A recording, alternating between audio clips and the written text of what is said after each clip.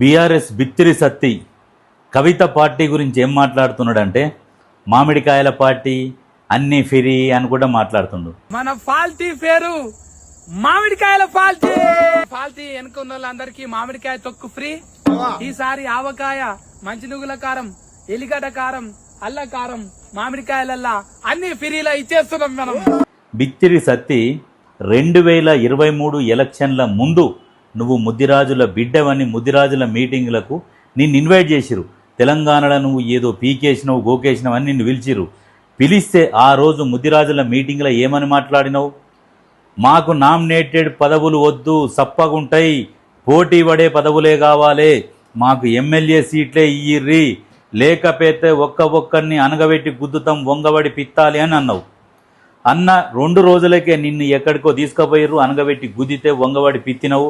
వచ్చి ఎమ్మటే జై కేసీఆర్ కారు గుర్తు కోటేయ్యని చెప్పినవు. సిగ్గుండాలి, ముదిరాజులను మోసం చేసినవి. మళ్ళా ఇయ్యాల కవిత పార్టీ గురించి హేళనగా మాట్లాడుతున్నావు. ఏమని? మామిడికాయల పార్టీ అన్నీ ఫ్రీ అని మాట్లాడుతున్నావు. మామిడికాయల పార్టీ కాదురా, మామిడి పిచ్చల పార్టీ అని పెట్టుకో. అర్థమైందా?